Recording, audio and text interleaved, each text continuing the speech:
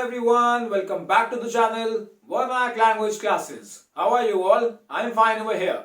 I'm back with another video for the class 12 board examination series, and in this video we'll be covering again the very important extract based questions from the chapter Indigo. मैं आपके लिए already इस type की series मैंने शुरू कर दी है आप लोगों के लिए, जिसमें मैं एक्सट्रैक्ट बेस्ड क्वेश्चंस और हमारे लिटरेरी क्वेश्चंस को डिस्कस करता हूं.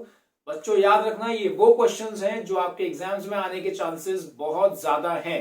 प्लीज मेक श्योर कि आप इन सभी क्वेश्चंस को बहुत अच्छे से स्टडी करो, मेरे साथ लाइन बाय लाइन इनको समझो और इन्हें राइट लिखने की प्रैक्टिस करो, ताकि आपके एग्जाम में कोई दिक्कत ना आए. आपको ये मेरा फर्ज है कि मैं आपको अच्छे से अच्छा कंटेंट ला के दूं, ताकि आपकी पढ़ाई में, आपकी प्रिपरेशन में कोई भी कमी ना आए. तो आज स्टार्ट करते हैं हम अपने चैप्टर इंडिगो के साथ में. हमने इंडिगो चैप्टर ऑलरेडी पढ़ा हुआ है. आपको अगर आपने अब तक वो वीडियो नहीं देखी है तो प्लीज जाके देखो वो वीडियो और फिर आके ये एक्सट्रैक्ट बेस्ड क्वेश्चंस को पढ़ लो. चलो स्टार्ट करते हैं. पहला एक्सट्रैक्ट है हमारा, that they thought he would demand repayment in full of the money which they had illegally and deceitfully extorted from the sharecroppers. He asked only 50%. There he seemed adamant, writes Reverend J.Z. Hodge, a British missionary in Champaran who observed the entire episode at close range. Thinking probably that he would not give way, the representative of the planters offered to refund to the extent of 25%, and to his amazement, Mr. Gandhi took him at his word, thus breaking the deadlock.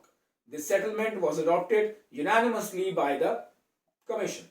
इस passage में बात हो रही है, इस extract में, उस time की जब महात्मा गांधी और बाकी जो हमारे लैंडलॉर्ड्स थे वो मीटिंग में बैठे हुए थे और डिसीजन हो रहा था कि कितना परसेंट पैसा वापस करना है. महात्मा गांधी ने 25% को कोट किया, मतलब 50% को कोट किया, और जो हमारे रेवरेंड जेजी हॉज हैं वो इस बात को बता रहे हैं हमें, क्योंकि वो वहीं पे थे, कि जो रिप्रेजेंटेटिव थे प्लांटर्स का, उसको लगा कि अगर वो 25% बोलेगा तो महात्मा गांधी मना कर देंगे, लेकिन महात्मा गांधी ने उनका वो वर्ड पकड़ लिया and he broke the deadlock, और इस तरह वो अग्रीमेंट पूरा हुआ था. पहला क्वेश्चन देखते हैं. Gandhi knew that he would not get an agreement on the demand for 50% repayment. Gandhi ji को पता था कि उनको 50% रीपेमेंट पे वो अग्रीमेंट वो पूरा नहीं कर पाएंगे. Choose the option that offers the correct justification for the assumption made above. अब आपको नीचे जो ऑप्शंस दिए गए हैं उसमें से वो ऑप्शन चूज करना है जो सही जस्टिफिकेशन देता हो कि आखिर क्यों महात्मा गांधी ने ऐसा सोचा था. He had anticipated the negotiating tactics of the planters representatives. उनको पहले से पता था कि प्लांटर के जो रिप्रेजेंटेटिव हैं उनकी क्या टैक्टिक्स हैं, उन्होंने पहले समझ लिया था उसको. He had been informed about of the depleting funds of the planters. उन्हें पहले से बता दिया गया था कि प्लांटर्स के पास में पैसों की कमी हो रही है. He had taken the advice of the Reverend on board. उन्होंने रेवरेंड जेजी हॉज की एडवाइस ली थी.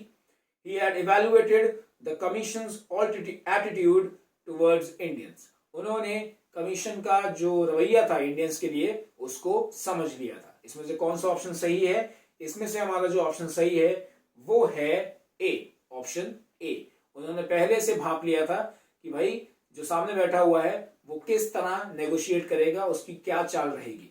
That is why option A is the correct answer. आगे बढ़ते हैं सेकंड क्वेश्चन की तरफ. Given below are 4 real life situations. Choose the option that perfectly describes a deadlock. अब देखो ये सब ना एक कॉम्पिटेंसी बेस्ड क्वेश्चन के अंदर ही आता है. इसमें आपको अपना कॉम्पिटेंसी का लेवल प्रूव करना पड़ेगा इन सारे क्वेश्चंस में. ध्यान से पढ़ना. पहली सिचुएशन है, Tariq is unable to manage the front end and the back end forums at his company without any support. Sunita cannot get a job because she has no experience, and she can't have any experience because she has no job. The bank employees started protesting against their receding annual salary and other incentives. Harpreet was stuck between deciding whether to go to the USA or the UK for higher studies. अब deadlock का मतलब क्या होता है? जब पूरा का पूरा सिचुएशन ऐसे फंस जाए, उसके आगे बढ़ना मुश्किल हो रहा हो. तो देखो इन चारों ऑप्शन में से सिर्फ एक ऐसी सिचुएशन है जहां पे वो हमारी जो पर्टिकुलर सिचुएशन है वो सही बैठ रही है. वो कौन सी सिचुएशन है हमारी? वो है हमारी सेकंड नंबर की सिचुएशन, जिसमें बताया जा रहा है कि सुनीता के पास में नौकरी नहीं है क्योंकि उसके पास एक्सपीरियंस नहीं है, और उसके पास एक्सपीरियंस हो नहीं सकता क्योंकि उसके पास नौकरी नहीं है। तो अब यहाँ पे एक लूप बन गया है जिसके बाहर सुनीता नहीं निकल पा रही है। That is why the correct option is option number B, situation number 2। Based on the given context, choose the option that exemplifies a deceitful extortion out of the examples given below. आपको 4 options दिए हैं, उसमें से एक choose करना है जो ये समझाए कि जो प्लांटर्स जिस तरह एक्सटॉर्ट किया करते थे मनी, फोर्सफुली पैसा लिया करते थे हमारे गरीब भारतीय किसानों से, उसको जस्टिफाई करना है आपको नीचे दिए गए 4 में से एक को यूज करके। पहला है the artisans demonstrated for their rights peacefully on the streets. जो साहूकार थे वो बड़ी ही शांति से अपने प्रोटेस्ट किया करते थे? नहीं। The head of the artisan union pretended to address all the problems faced by them. जो साहूकारों का हेड था वो उनकी प्रॉब्लम्स को रिप्रेजेंट किया करता था। ये भी गलत है, ऐसा कुछ हुआ ही नहीं है। The head of the artisan union came with goons and took all the assets of the poor artisans. जो उनका हेड था वो गुंडे लेके आता था और हमारे गरीब साहूकारों से उनके सभी एसेट्स को छीन लिया करता था। ये रहा हमारा सही ऑप्शन। खैर पढ़ लेते हैं fourth option. The artisans in Hafganj decided to sell their wares directly to the government outlets. यहाँ पे तो अपना वो नई वाली पॉलिसी चला दी है इन्होंने कि सीधे गवर्नमेंट को बेचेंगे, किसी भी ब्रोकर को हम नहीं देंगे ना, ऐसा कुछ नहीं है। Third option is the correct option, क्योंकि उसमें याद करो लिखा हुआ था कि जिन्होंने प्रोटेस्ट किया उनके लिए ब्रिटिशर्स ने गुंडे हायर किए थे। That is what happened here. इसीलिए हमारा करेक्ट आंसर होगा ऑप्शन नंबर सी, जो है हमारा थर्ड वाला स्टेटमेंट। फोर्थ क्वेश्चन है हमारा, the deadlock broke because, deadlock कैसे टूटा था? Gandhi settlement was worth considering. Gandhi ji का ऑफर बढ़िया था, उस पर सोचा जा सकता था? बिल्कुल भी नहीं, ऐसा कुछ नहीं हुआ था। All commission members agreed to adopt the representative's offer. Commission के सभी लोगों ने रिप्रेजेंटेटिव के ऑफर को मानने को तैयार हो गए थे? ऐसा भी नहीं था। Reverend J.Z. Hodge's intervention brought both parties together. Reverend J.Z. Hodge के जो इंटरवेंशन था वो दोनों पार्टीज को साथ लेके आया था। The sharecroppers refused to be convinced by the commission. और जो शेयर क्रॉपर्स थे उन्होंने उस कमीशन का जो ऑफर था वो मानने से मना कर दिया था। सोचो इसमें क्या होगा? सही ऑप्शन डेडलॉक। मैंने आपको बताया हुआ है कि डेडलॉक क्या होता है। डेडलॉक होता है जब भी कोई सिचुएशन फंस जाती है। तो इसमें देखो किस तरह वो डेडलॉक टूटा। जो हमारा पहला ऑप्शन था गलत। सेकेंड ऑप्शन जो है हमारा, all commission members agreed to adopt the representative's offer. Representative कौन था? महात्मा गांधी। महात्मा गांधी का जो ऑफर था 25% जब उन्होंने मान लिया तो उसको मानने से वो लोग इनकार नहीं कर पाए, और इसीलिए जब बात हुई आगे तो 25% पे मैटर क्लोज हो गया और इस तरह वो डेडलॉक ब्रेक हुआ। Hence the correct answer is option number B. अगला हम लोग एक्सट्रैक्ट देखते हैं। But Champaran did not begin as an act of defiance, it grew out of an attempt to alleviate the distress of large numbers of poor peasants. This was the typical Gandhi pattern. His politics were intertwined with the practical day-to-day problems of the millions. His was not a loyalty to abstractions, it was a loyalty to living human beings. In everything Gandhi did, moreover, he tried to mold a new free Indian who could stand on his own feet and thus make India free. यहाँ बात हो रही है महात्मा गांधी की approach के बारे में। उनकी पॉलिटिक्स सिर्फ ये वोट्स और इन सब के चक्कर में नहीं थी, उनकी पॉलिटिक्स थी जिंदा लोगों के ऊपर बेस्ड। वो चाहते थे कि हर एक हिंदुस्तानी इतना काबिल बने कि वो अपने पैरों पे खड़ा हो सके और इंडिया को फ्री कर सके। पहला हमारा क्वेश्चन है, choose the option listing the sentence that is the most appropriate example of N act of defines from the following.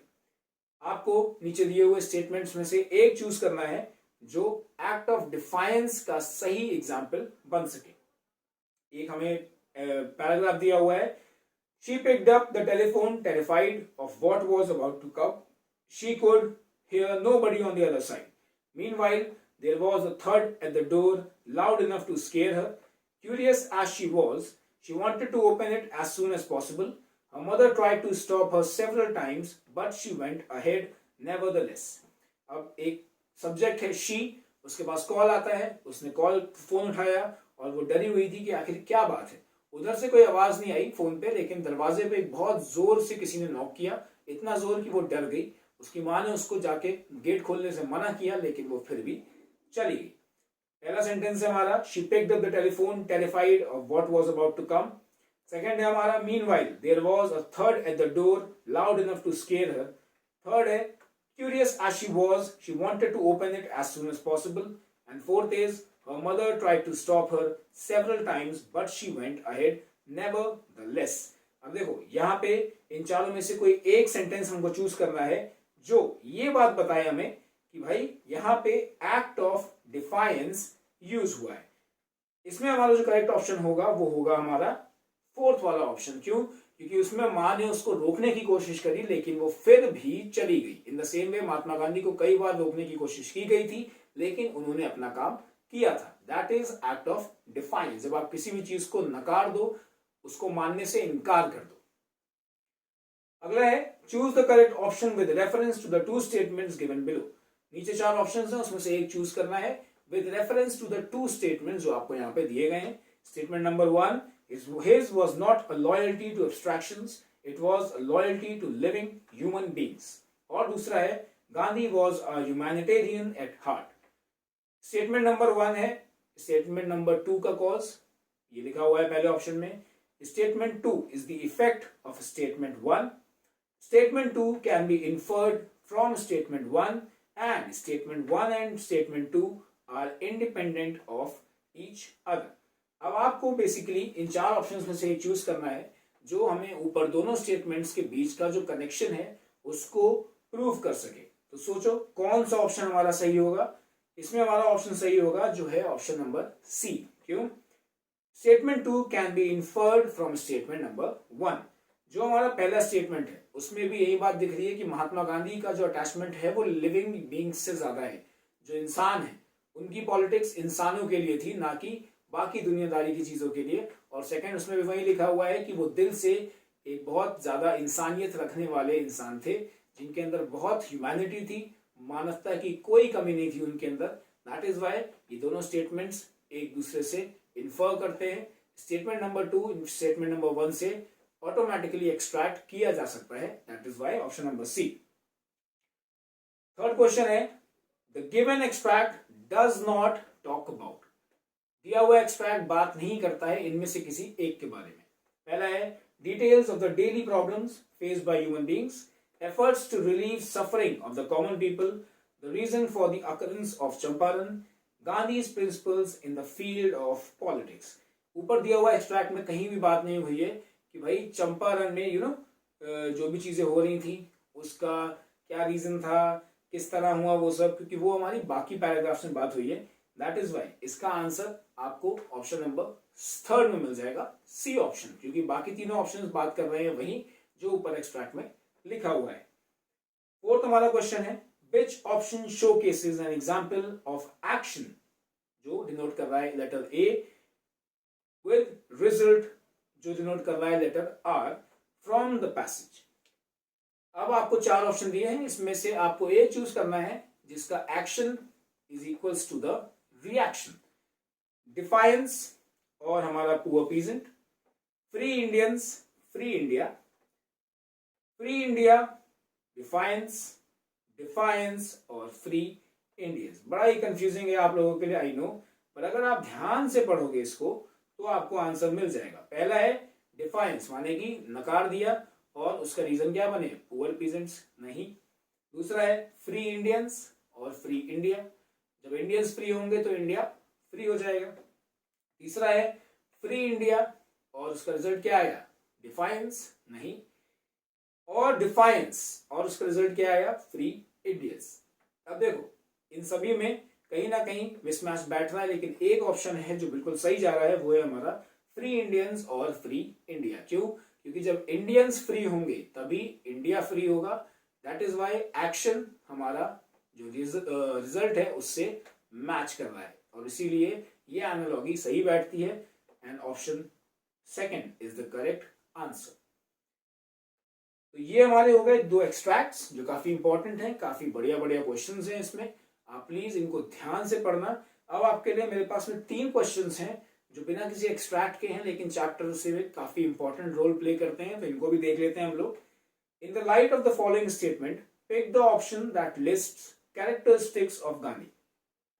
Gandhi never contented himself with large political or economic solutions. He saw the cultural and social backwardness in the Champaran villages and wanted to do something about it immediately. Mahatma Gandhi कभी भी खुद को खुश नहीं मानते थे। उनको कभी खुशी नहीं होती थी अगर उनके साथ में बहुत बड़ा पॉलिटिकल गैदरिंग हो रखी हो या फिर उनके पास में काफी सारे इकोनॉमिक सॉल्यूशंस हो। नहीं, वो चाहते थे चंपारण के लोगों की जो पिछड़ापन था, जो उनकी गरीबी थी, उनकी जो बीमारियां थी, उससे लड़ना। और ये बात हमें महात्मा गांधी के बारे में क्या क्वालिटीज दिखाती है?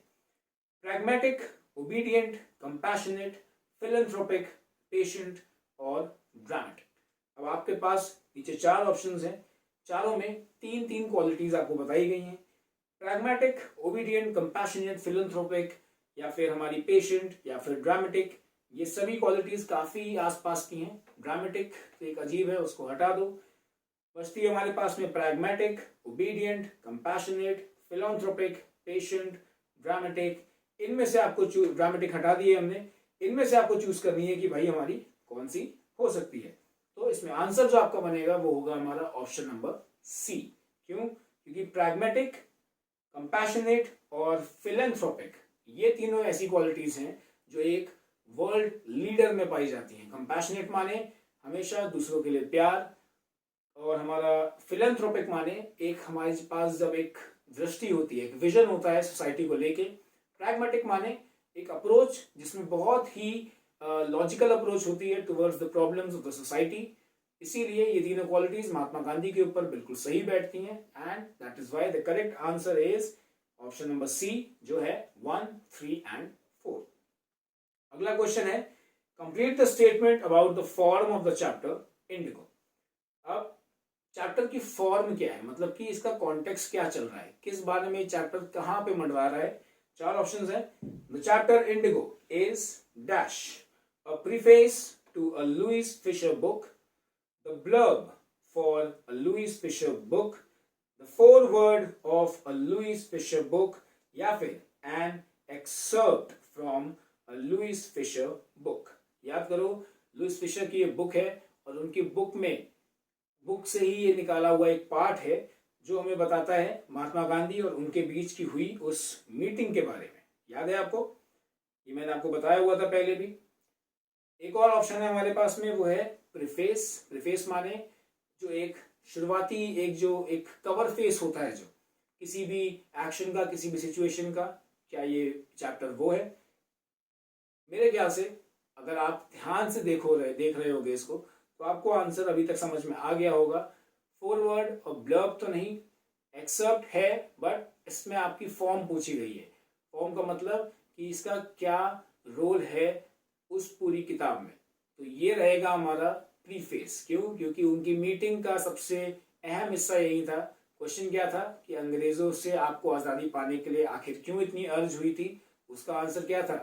चंपारण मूवमेंट। और इंडिगो चैप्टर में चंपारण के अंदर जो भी कुछ हुआ उसी की बात हुई है। That is why Indigo the chapter is a preface to the Louis Fischer book. और हमारा थर्ड और लास्ट क्वेश्चन है, Gandhi's protest in Champaran is most appropriately a great model of power, leadership, charity या फिर स्पॉन्सरशिप। कौन सा आंसर होना चाहिए इसमें? फटाफट से सोचो and think. Power, leadership, charity and sponsorship. इसमें जो आपका सही आंसर होगा दैट वुड बी लीडरशिप। क्यों? क्योंकि अगर महात्मा गांधी की लीडरशिप ना होती वहां के लोगों के पास में, तो वहां के लोग कुछ भी नहीं कर पाते।